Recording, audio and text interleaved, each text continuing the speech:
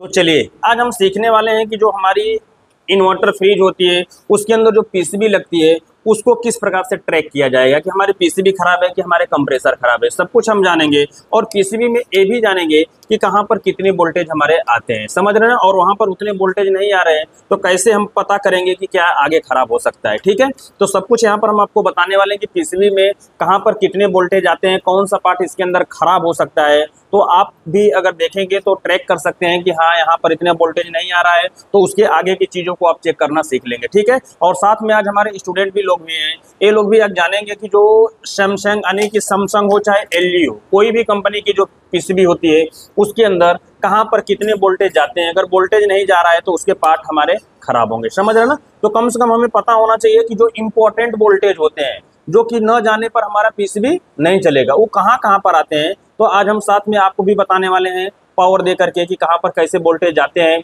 और कैसे कैसे किस स्टेप बाय स्टेप हमें जा करके इन्वर्टर फ्रीजों को चेक करना चाहिए कि कौन सा पार्ट खराब है कौन सा पार्ट सही है। ठीक है, तो देखिए यहाँ पर आप आएंगे, नज़दीक से जब आएंगे तो आपको दिखाई देगा कि हमारा सैमसंग, अरे किसका है, एलजी का है। काफ़ी पॉपुलर कार्ड होता है, बहुत सारे घरों के अंदर ही कार्ड देखने के लिए मिल जाएगा। ठीक है, या तो आपको एलजी का मिलेगा या तो फिर किसका मिलेगा, सैमसंग का मिलेगा, समझ रहे ना। क्योंकि सबसे ज्यादा इन्वर्टर जो फ्रीज होती है घरों के अंदर या तो आपको एलजी का मिलेगा या तो सैमसंग का। तो एलजी और सैमसंग दोनों क्या होते हैं, सेम होते हैं, जैसे इसका काम होगा वैसे ही इसका काम होगा। ठीक है, यही दोनों कार्ड सबसे ज्यादा पॉपुलर होते हैं और यही मार्केट के अंदर सबसे ज्यादा मिलते हैं। ठीक है, तो पहले हम बात करेंगे किसकी, एलजी के, समझ रहे हैं। तो एलजी के अंदर देखेंगे यहाँ पर कई प्रकार के आपको क्या मिल जाएंगे, जैक मिल जाएंगे। और सबसे अच्छी बात होती है कि जो जैक जिसका रहता है वहां पर सब कुछ क्या होता है, लिखा होता है। यहाँ पर आप देखेंगे क्या लिखा हुआ है, एल और एन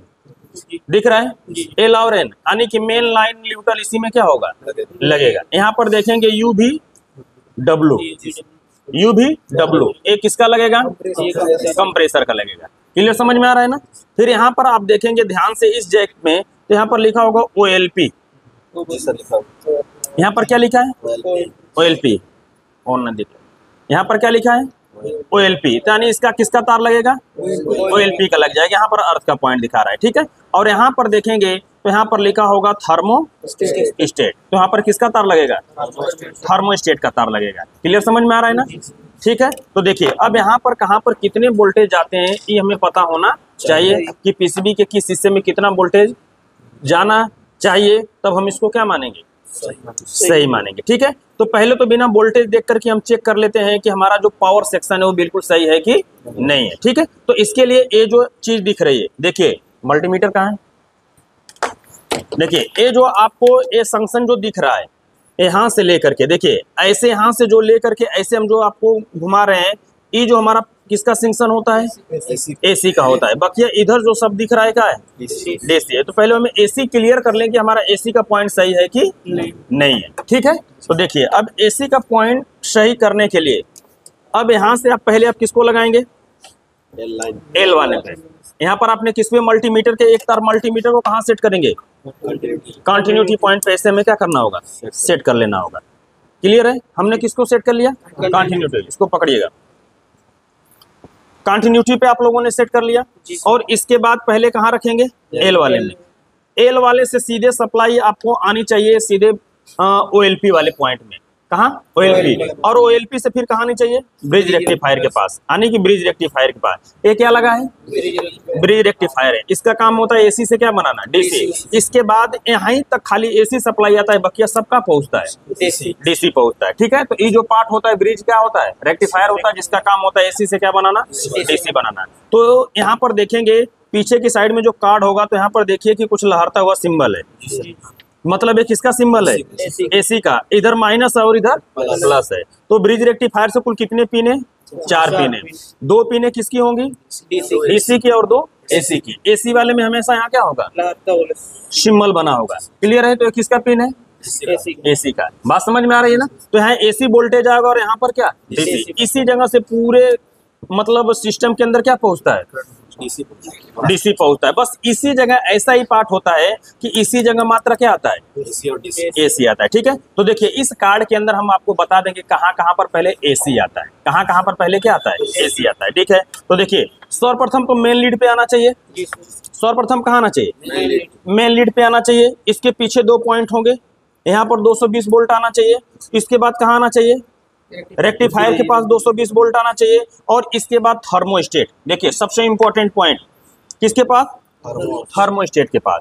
तो इस पूरे कार्ड में 3 जगह क्या आना चाहिए, एसी सप्लाई मेन रूप से चेक करना चाहिए। पहला तो मेन लीड पे, दूसरा किसके पास, रेक्टिफायर के पास, और तीसरा किसके पास, थर्मोस्टेट के पास। बात समझ में आ रही है, समझ में आ गई ना। तो पहले तो हमें एसी देखना है, जब एसी जाएगा तभी तो डीसी निकलेगा।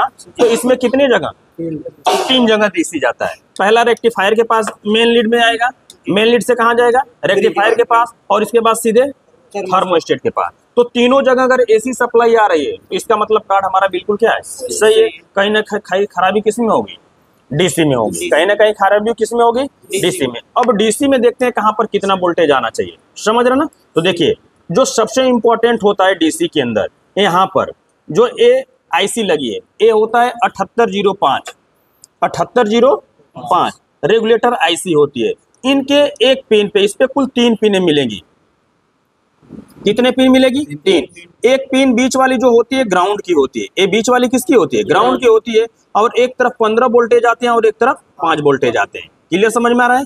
अगर यहाँ पर 5 वोल्टेज और 15 वोल्टेज नहीं आ रहे हैं तो इसका मतलब कि हमारी कार्ड ऑन होने वाला नहीं, समझ रहे ना। तो यहाँ पर डीसी में 5 वोल्टेज और 15 वोल्टेज का आना अति क्या है, आवश्यक है। क्लियर, समझ में आ गया। तो यहाँ पर हमें डीसी वोल्टेज कितना, 15 और 5 आना चाहिए इसके पास। अगर नहीं आ रहा है तो हमारा कार्ड चालू नहीं होगा। क्लियर, समझ में आ गया। तो यहाँ पर डीसी और इन तीनों जगह एसी, इतना तो कंपलसरी आना चाहिए। तो अभी हम इस कार्ड को कुछ हद तक क्या मानेंगे, सही मानेंगे। ठीक है, और इसके पीछे ये जो ऊपर लगा हीटसिंग, इसके नीचे लगा है आईपीएम। क्या लगा है, आईपीएम। आईपीएम देखना है तो हम थोड़ा सा खोल लेते हैं। लाइए स्क्रू ड्राइवर, हीटसिंग को हम निकालते हैं। स्क्रू ड्राइवर लेके आइए, खोल करके दिखा देते हैं।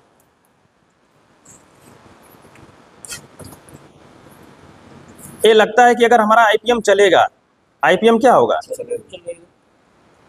चलेगा।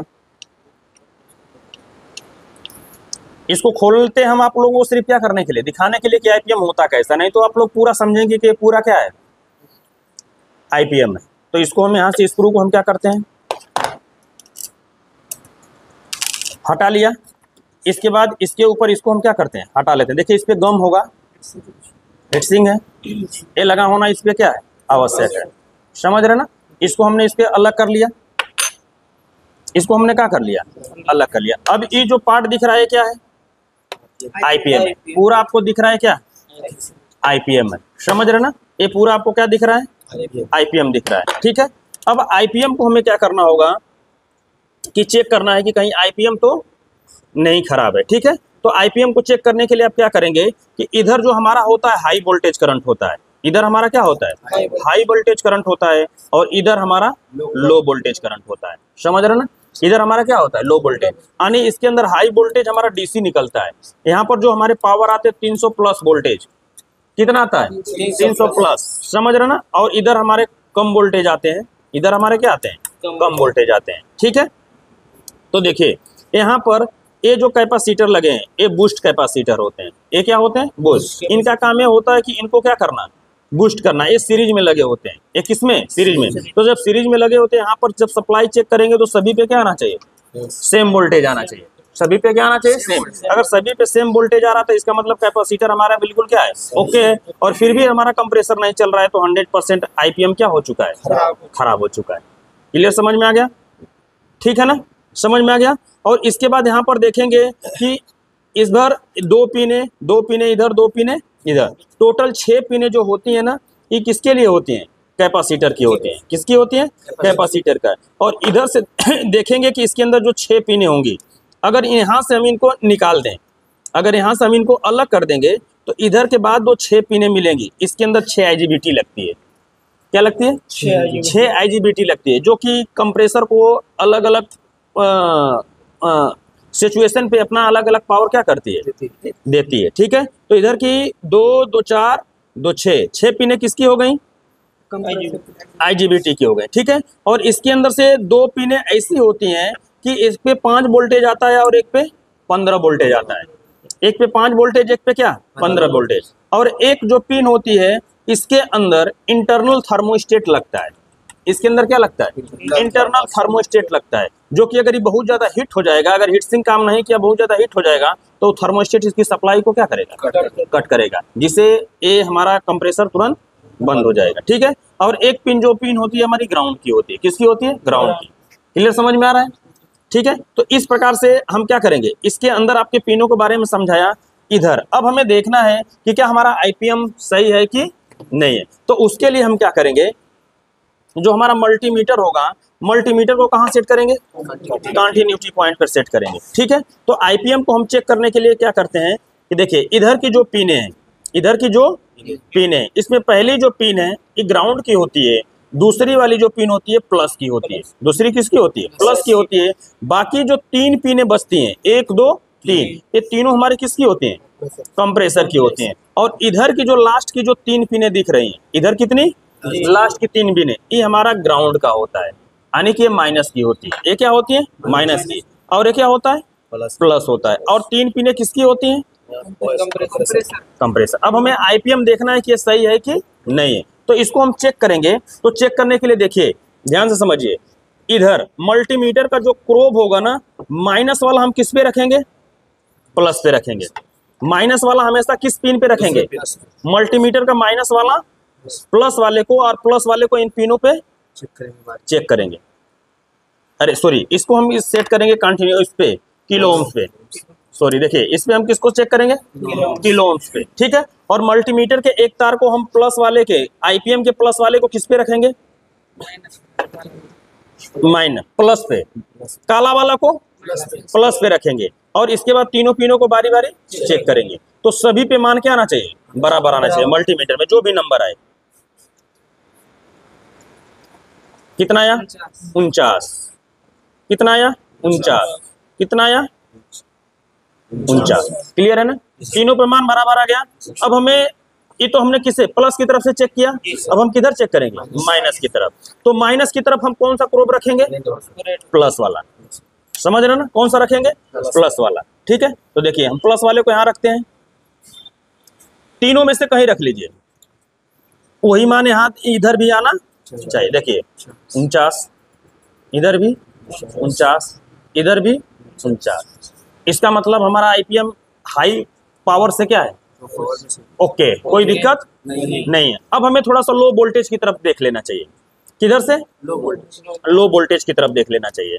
ठीक है, तो लो वोल्टेज के लिए हम क्या करेंगे कि एक तो ई जो पिन होगी ग्राउंड पे रखेंगे। कहीं से ग्राउंड उठा लीजिए, कोई दिक्कत नहीं। चलिए हम इसी जगह ग्राउंड लेते हैं, इसी यहाँ से हम क्या ले लेते हैं, ग्राउंड। और इधर की पिनों को हम चेक करते हैं। कुछ आया, मल्टीमीटर आ रहा है ना, कुछ आया नहीं। मिला जुला करके देखिए, इधर से जो 6 पिनें शुरुआत की होंगी माइनस पे रखने के बाद, यानी एक पिन को ग्राउंड पे रखने के बाद, इधर से जो 6 पिनें होंगी, यानी बूस्ट कैपेसिटर के बाद जो 6 पिनें होंगी, सभी पे मान क्या आना चाहिए, बराबर आना चाहिए। अगर सभी पे मान बराबर आ रहा तो 100% हमारा आईपीएम क्या है, सही है।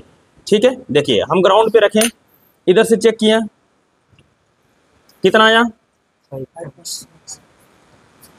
ठीक है, ठीक है, ठीक है, ठीक है। अब देखिए 6 पिन होगी ना, अगले पे करेंगे तो ये मान क्या होगा, 4 पिनों पे मान अब ढबक आएगा। इससे में कोई मतलब नहीं है, लेकिन 6 पिनों का मान क्या आना चाहिए, बराबर आना चाहिए। तो इसका मतलब कि दोनों तरफ से हमारा आईपीएम बिल्कुल क्या है, सही है। अगर आईपीएम हमारा सही है तो कहीं ना कहीं आगे कोई ना कोई पार्ट हमारा क्या है, खराब होगा। क्लियर, समझ में आ गया ना। तो आईपीएम को इस प्रकार से हम क्या कर लेंगे, चेक कर लेंगे। अब हमें देखना है कि क्या ये हमारा जो बीच में सारे फ्यूज वगैरह, एमओबी वगैरह, एनटीसी वगैरह जो लगी है, ये सही है कि नहीं है। तो एक को हम किधर रखेंगे, हाँ, इसको किस पे सेट करेंगे, कंटिन्यूटी पॉइंट पे। ऐसे हमने कंटिन्यूटी पे क्या कर लिया, सेट कर लिया। ठीक है ना। अब सीधे ये जो ओएलपी का पॉइंट होगा, तो फेस डायरेक्ट पहले किस पे आएगा, ओएलपी में। इनमें से किसी एक पे आना चाहिए। देखिए इस पे चेक किया तो आया, इसमें आया। आ गया। इसका मतलब यहाँ से यहाँ तक लाइन बिल्कुल क्या है, ओके है, बीच में कोई पार्ट हमारा खराब नहीं है। आ गया ना। अब देखिए अब इस पे नहीं आएगा। अब यहाँ से चेक करेंगे तो कहाँ जाना चाहिए, ब्रिज रेक्टिफायर के पास जाना चाहिए। ठीक है, तो ये ब्रिज रेक्टिफायर की जो अंदर अंदर पिन है किसकी है, एसी की एसी के हैं। तो एक को हम ओएलपी वाले पॉइंट पर रखेंगे और दूसरे को लिखाइए इधर, मल्टीमीटर दिखे दूर मत, देखिए आ रहा है ना, यानी कि बिल्कुल हमारा क्या है, सही है। यहाँ तक भी बिल्कुल सही, यानी ओएलपी से भी सप्लाई हमारी क्या हो रही है, आउट हो रही है। अब हमें किसको चेक करना है, न्यूट्रल को। तो न्यूट्रल डायरेक्ट पहुंचना चाहिए किसके पास, रेक्टिफायर के पास। देखिए एक पिन पे हम रखेंगे, सही से लगा नहीं है क्या, देखिए देखिए आ गया। मतलब न्यूट्रल हमारा क्या पहुंच रहा है, डायरेक्ट पहुंच रहा है, यानी बीच का हमारा कोई पावर मतलब कोई दिक्कत नहीं। अगर इस प्रकार से हमने चेक कर लिया तो इसका मतलब कि हमारा लगभग पूरा का पूरा कार्ड क्या है, सही है, कोई दिक्कत नहीं। समझ रहे ना। अब इसके अंदर शॉर्टिंग अगर हमें डायोड पे देखना होगा तो इनको हम कंटिन्यूटी क्या करेंगे, चेक कर लेंगे। अगर शॉर्ट बता रहा तो इसको क्या माना जाएगा, खराब माना जाएगा। बट और इसके अंदर कुछ जला होगा तो कुछ ना कुछ आपको फूके हुए दिखाई देंगे। जैसे यहाँ पर आप देखेंगे क्या जला है, कैपेसिटर। ये पुरानी पीसीबी है ना, तो हम समझ जाएंगे इसके अंदर खराब क्या है, कैपेसिटर है। इसके अंदर देखेंगे कि जो हमारा कार्ड सैमसंग का, इसके अंदर क्या जली है, आईसी जली है। तो हम देख करके समझ गए क्या जली है, आईसी जली। ठीक है, कुछ आया समझ में। तो इसके अंदर इस प्रकार से हम आईपीएम को क्या कर लेंगे, चेक कर लेंगे कि हमारा आईपीएम बिल्कुल सही है कि नहीं है। तो एसी सप्लाई के बाद अगर एसी सप्लाई यहाँ से अगर यहाँ तक आ रही है, कंटिन्यूटी यहाँ तक आ रही है, तो बिल्कुल हमारा एसी के पूरे सर्किट क्या है, सही है। अगर यहाँ से यहाँ तक सर्किट सप्लाई नहीं आ रही तो इसको क्या मानेंगे, खराब मानेंगे। क्लियर, समझ में आ गया। तो इस प्रकार से आप क्या कर लेंगे, चेक कर लेंगे कि किस प्रकार से हमारे कार्ड को क्या किया जाता है, चेक किया जाता है। क्लियर है ना।